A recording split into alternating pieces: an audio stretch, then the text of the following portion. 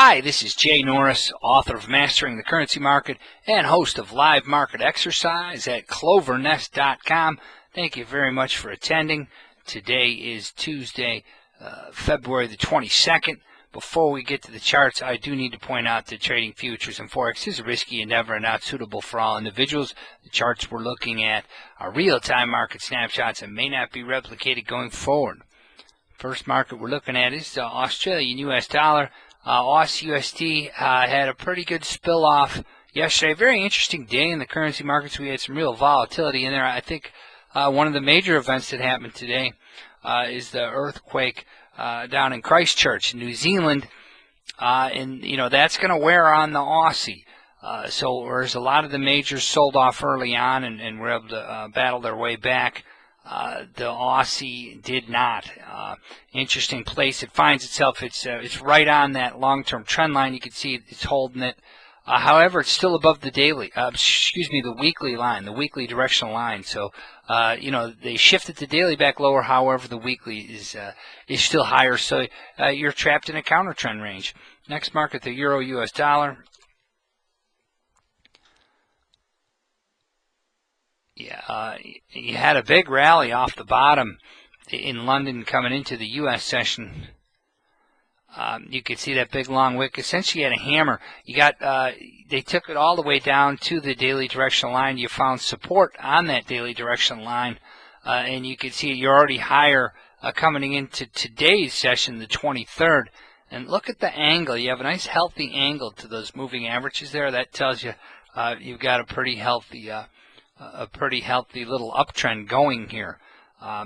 Weekly and daily are aligned up higher there, and that's what you like to see. That's you want to play. You want to go along with that. Intraday players will tend to work the long side when they have that arrangement. Next market, the pound US dollar. The pound, came down pretty hard, and it like the other majors, they all came down hard off of following the earthquake in New Zealand and the concern in the Middle East. The pound, however, couldn't recover as the euro did, and you changed direction back lower on the daily. You're in a counter trend mode here, up on the daily, but down. Up on the weekly, down on the daily. Pretty good pattern overall for this uptrend, supportive of that weekly trend. However, just above, you've got the monthly directional line there. So, rock and a hard place. It's pretty exciting though from a trading perspective, because when you see a market like that, in a nice up channel like that, but banging its head on resistance, something's going to give. So, that's the $1 trillion question here: is which way does that pound go? We'll be here whichever way it goes, and we'll let you know for sure. Next market, we'll cover the CAD. I haven't covered the CAD in a while. CAD's, we'll see if we find support down there.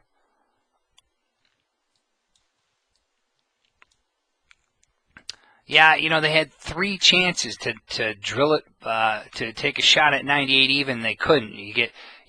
Generally you get 1, 2, 3. If you don't go for it, you're going to see a short covering rally there. So they had 3 times in a row they couldn't take those lows out. So pop, you take it up in a position to shift this weekly trend higher. It wouldn't be much of a big deal really either. I mean, this market really has a penchant for these long drawn out sideways ranges, and you could very well go into them. Again, look for a potential test of that January high, just above par, the double figure. Next market, the chief, dollar Swissy. It's such a fascinating time here. Very exciting. What's going to give here? I think overall you're in the process of putting in a big rounded bottom. I've been saying that for months now. And I really think you are. Every time you get down to these lows here, you come out of there pretty quickly. Now you're testing them again. Again, I'll pop out to a weekly, and I think you're putting in a big saucer bottom here. Those take a while though, so it could be a long, drawn-out process. So we'll watch it. If I'm wrong, then you're going to take out these lows on some pretty good momentum. So that would be what we'd look for. Dollar yen.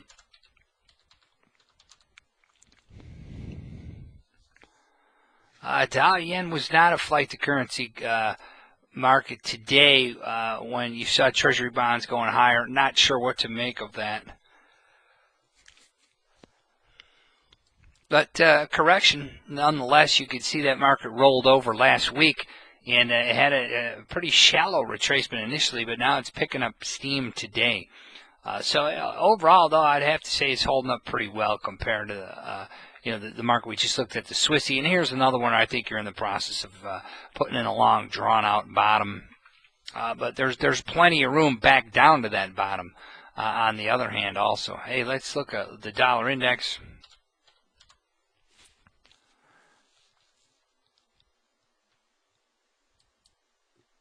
And, that's pretty telling. Despite the flight to quality rally you saw in U.S. Treasuries, you did not see a dollar rally today, and I think that's going to prove significant. I think there's a little bit more downside in the dollar, probably a little more downside in those dollar pairs, too. We just looked at the chief and the yen. We'll have to see. I think certainly a test of 77 is in the making. If ever you're going to have a dollar rally today, if you had a chance for one, you had it early today, and it just couldn't follow through, and I think that's very telling. Hey, let's look at the U.S. stock market. It was the real story here. Big spill-off. It's interesting. This sell-off started yesterday, and for some reason, the E-signal chart's not showing yesterday. This market was down 10 points yesterday, and then it came in and continued down today. So it's kind of funny. It looks like it all did this in one day when, in fact, you did trade yesterday, and they knocked it down pretty good. See, you can see here at the date, it jumped from the 18th, which is Friday, to the 22nd, which is today, but it did trade yesterday on the computer. The exchange was closed, but it did trade on the computer. So that move actually started yesterday. But you know what? It's still above the trend line. We've been saying lately that, hey, it's probably due for a sell-off. I don't see anything to support this market between now and at least next Monday. So I think they've got some room now to correct that market back down. So, hey, thank you very much. My name is Jay Norris, and we'll be back with you all tomorrow. See you then.